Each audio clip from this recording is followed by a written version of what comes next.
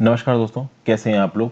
International organisation की series में United Nations environment programme पे हम लोग पहुंचते हैं। देखिए, यूएनए की बेसिक्स के बारे में आपको बता चुका हूं, यूनाइटेड नेशंस डेवलपमेंट प्रोग्राम के बारे में बता चुका हूं और यूनाइटेड नेशंस एनवायरनमेंट प्रोग्राम के बारे में यहाँ पे हम लोग देखेंगे। तो इसमें है an introduction, formation and mandate, sustainable development goals and funding UNEP के अंदर, सस्टेनेबल डेवलपमेंट गोल्स किस तरीके से मीट कराता है, सबसे इंपॉर्टेंट चीज यूएन सेक्रेटेरिएट। तो इन सब चीजों के बारे में इस वीडियो में बात होगी। उसके बाद बहुत कुछ बचा होगा, यूएनईपी का structure and leadership, UN environment assembly और governing council, 6 areas of concentration, major programmes of UNEP, बहुत इंपॉर्टेंट, और यूएनईपी का इंडिया के साथ एसोसिएशन, ये दूसरी वीडियो में कवर होगा। यूनाइटेड नेशंस एनवायरनमेंट प्रोग्राम कोई छोटा मोटा टॉपिक नहीं, जिस तरीके से यूनाइटेड नेशंस डेवलपमेंट प्रोग्राम एक डिटेल टॉपिक है, उसी तरीके से यूनाइटेड नेशंस एनवायरनमेंट प्रोग्राम भी एक बहुत डिटेल टॉपिक है। और मैं पीपीटी को कुछ इस तरीके से बनाना चाहता हूं और इस टॉपिक को कुछ इस तरीके से समझाना चाहता हूं कि यहां देखने के बाद आपको कहीं और जाने की जरूरत ना पड़े। इसलिए वीडियोस लंबी होती हैं और कभी कभी दो हो जाती हैं। तो आगे बढ़ने से पहले वीडियो पे लाइक का बटन बताइए दोस्तों, चैनल को शेयर करिए, वीडियो को शेयर करिए, अगर अब तक आपने नहीं किया हो तो सब्सक्राइब कर लीजिए, अगर अब तक आपने नहीं किया हो वर्ड ऑफ द माउथ से इसकी मार्केटिंग करिए। अगर आप मेरे लिए कुछ करना चाहते हैं दोस्तों तो केवल इतना कर दीजिए कि आप ज्यादा से ज्यादा लोगों के साथ इसको शेयर कर दीजिए, बस यही आप करिए। टेलीग्राम ग्रुप ज्वाइन कर लीजिए, वहां पे आपको इस लेक्चर की पीडीएफ मिल जाएगी। इंस्टाग्राम पे फॉलो करके आप अपने जेन्युइन डाउट्स भी पूछ सकते हैं। शुरुआत करें एक इंट्रोडक्शन ले अगर यूनाइटेड नेशन एनवायरनमेंट प्रोग्राम का, तो ये लीडिंग इन्वायरमेंटल अथॉरिटी है और as a leading environmental authority ये ग्लोबल इन्वायरमेंटल एजेंडा को सेट करती, यूनिलैटरली सेट नहीं करती। इसके जितने भी मेंबर्स हैं वो बैठ के बातचीत करते हैं और इसकी मेंबरशिप में जो कंट्रीज मेंबर है यूनाइटेड नेशंस की वो ज्यादातर पार्ट है। साथ साथ जो प्राइवेट ऑर्गेनाइजेशंस हैं, जो इन्वायरमेंटल ऑर्गेनाइजेशंस हैं, एनजीओज हैं, वो भी इसमें पार्टिसिपेट करते हैं।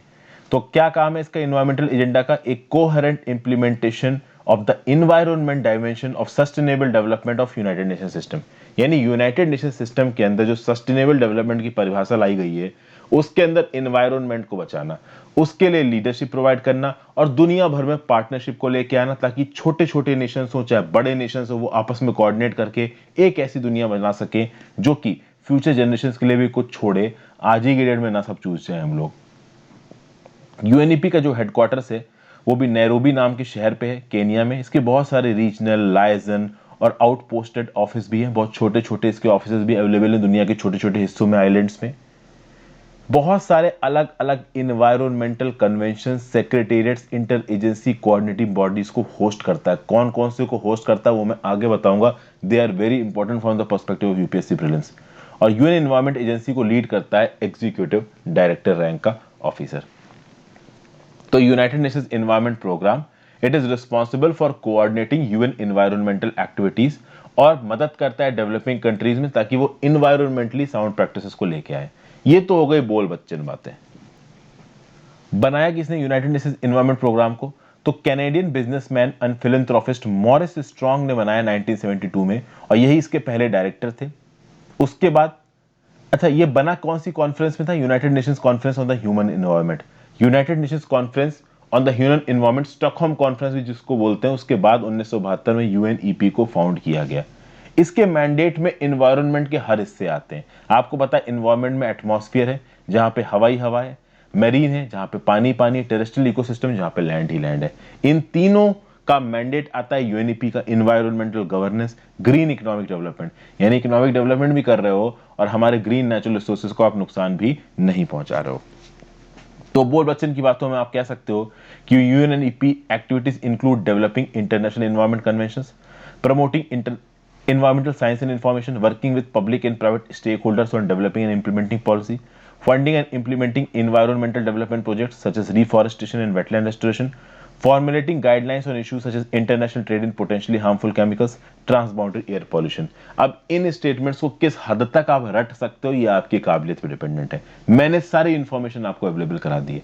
कहीं पे अगर आपसे यूएनईपी की फंक्शंस पूछे जाते हैं, वैसे तो यूपीएससी में नहीं पूछे जाएंगे, पीसीएस के मेंस में एक बार को यूपी पीसीएस के मेंस टाइप एग्जाम में पूछे जा सकते हैं। ऐसे में कोट करने के लिए आप जरूर एक पैराग्राफ लिख सकते हो कि यूएन एक्टिविटीज में ये सब चीजें आती हैं। डिपेंड इस बात पे करता है कि आपको मेमोरी कितनी शार्प है, किस हद तक आप इसको याद रख सकते हो। एक और इंपॉर्टेंट चीज यूनाइटेड नेशंस की जिसको इंप्लीमेंट करने में यूनाइटेड नेशंस एनवायरनमेंट प्रोग्राम एक बहुत मेजर रोल प्ले करता है और वो है सस्टेनेबल डेवलपमेंट गोल। ये जो 17 सस्टेनेबल डेवलपमेंट गोल्स हैं इसके इंप्लीमेंटेशन में UNEP plays a very important part.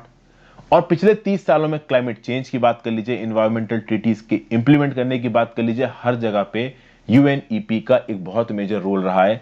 खास बात अगर आप देखो दोस्तों, 1988 में यूनाइटेड नेशंस एनवायरनमेंट प्रोग्राम ने डब्ल्यूएमओ के साथ मिलकर, वर्ल्ड मेट्रोलॉजिकल ऑर्गेनाइजेशन के साथ मिलकर क्या बनाया, inter governmental planet on climate change. तो याद रखिएगा, inter governmental planet on climate change को यूएनईपी ने डब्ल्यूएमओ के साथ मिलकर बनाया है, और आज की डेट में इंटर गवर्नमेंटल प्लानट और क्लाइमेट चेंज लीडिंग अथॉरिटी है क्लाइमेट चेंज की साइंस को स्टडी करने में और कुछ ऐसे मैकेनिज्म को इन्वॉल्व करने में जो कि एनवायरमेंटल डिग्रेडेशन को कम कर सकते हैं, अडाप्ट कर सकते हैं हमारा रहना आज के डिग्रेडेड एनवायरमेंट में। ओके, उसके बाद कुछ और फैक्टर्स अगर यूनाइटेड नेशंस एनवायरनमेंट प्रोग्राम के बारे में बात की जाए तो भैया, this is one of the several implementing agencies for global environment facility, multilateral fund for implementation of Montreal protocol and international cyanide management code.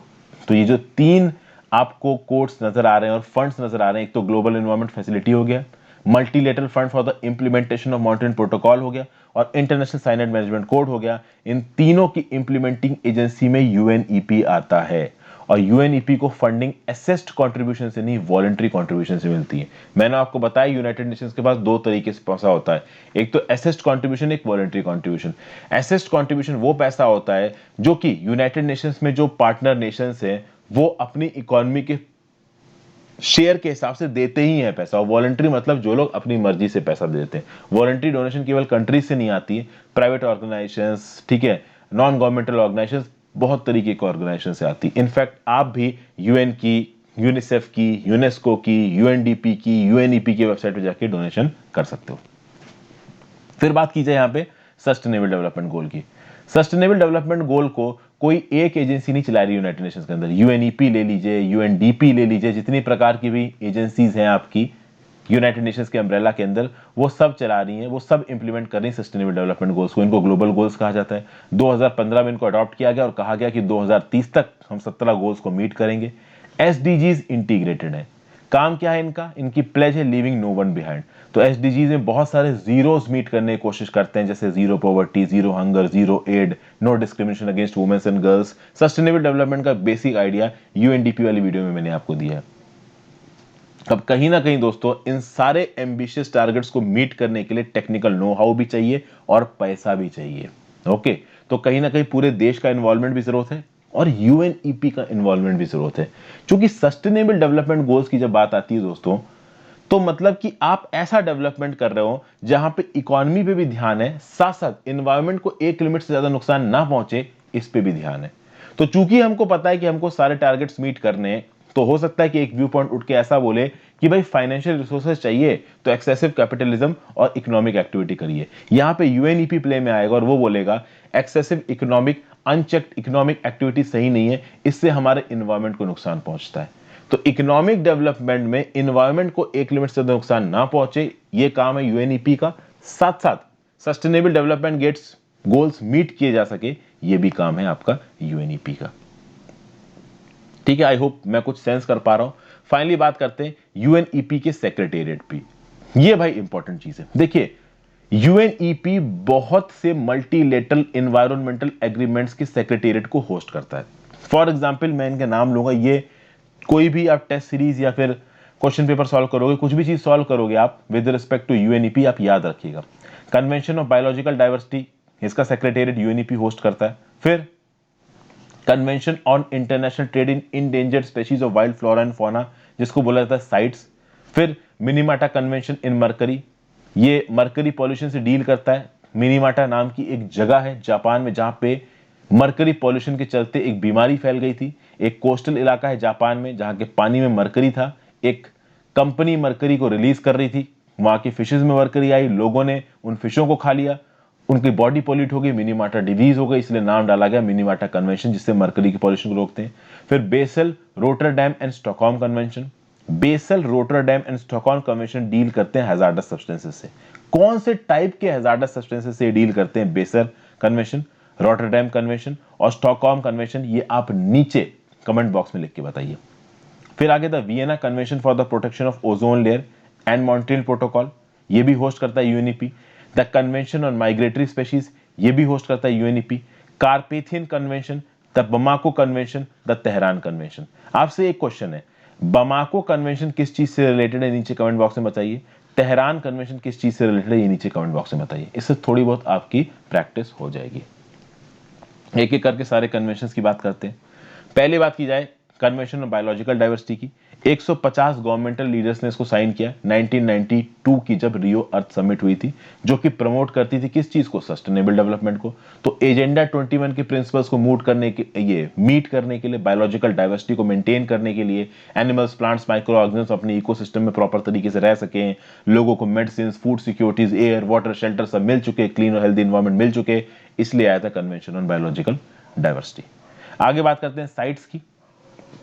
तो देखिए, साइट्स के हेडक्वार्टर्स हैं जेनेवा, स्विट्जरलैंड में। इसको साइन किया गया था, इसके चार्टर को 3 मार्च 1973 को, 3 मार्च 1973, और ये इफेक्टिव हुआ 1 जुलाई 1975 को, 1 जुलाई 1975। इसको वॉशिंगटन कन्वेंशन भी बोला जाता है। तो याद रखिएगा, sites, the convention on international trade in endangered species of wild flora and fauna, इसको वॉशिंगटन कन्वेंशन भी कहा जाता है। एक मल्टीलैटरल ट्रीटी है जो इंडेंजर्ड प्लांट्स और एनिमल्स को बचाती है। इसको एक रेजोल्यूशन के द्वारा अडॉप्ट किया गया था 1963 में उन मेंबर्स के द्वारा जो कि international union for conservation of nature के पार्ट थे। फिर बात करते हैं मिनीमाटा कन्वेंशन ऑन मरकरी। जापान की एक सिटी है मिनीमाटा, उसके नाम पे इसका पड़ा इंटरनेशनल ट्रीटी है, ताकि मरकरी कंपाउंड से होने वाले जो पॉल्यूशन है उससे बचा जा सके, और इससे केवल ह्यूमंस को ही नहीं, प्लांट्स को और एनिमल्स को भी बचाया जा सके। फिर बेसिल, रॉटरडैम और स्टॉकहोम कन्वेंशन में आपको पहले बता चुका हूं, हैजार्डस केमिकल और वेस्ट से डील करते हैं। तो कोई पीओपी से डील करता है, कोई केमिकल से डील करता है, कोई हैजार्डस सब्सटेंसेस डील करता है। नीचे कमेंट बॉक्स में बताइए कि कौन किस चीज से डील करता है। फिर Vienna convention for the protection of ozone layer and Montreal protocol. देखिए, वियना कन्वेंशन पे मैं अलग से एक वीडियो बना चुका हूं, प्रोटेक्टिंग ओजोन लेयर। तो आप वियना कन्वेंशन मेरे नाम के साथ सर्च मार दीजिए यूट्यूब में, या फिर मॉन्ट्रियल प्रोटोकॉल मेरे नाम के साथ सर्च मार दीजिए यूट्यूब में, आपको ये वीडियो मिल जाएगी। और जब ओजोन लेयर को बताने की बात आती है और मॉन्ट्रियल प्रोटोकॉल की बात आती है, तो मॉन्ट्रियल प्रोटोकॉल में एक अमेंडमेंट हुआ था जिसको बोला था किगाली एग्रीमेंट। उसके ऊपर ही मैंने वीडियो बना रखी है लगभग 7 महीने पहले। तो किगाली एग्रीमेंट मेरे नाम के साथ सर्च मारिए, आपको वीडियो मिल जाएगी।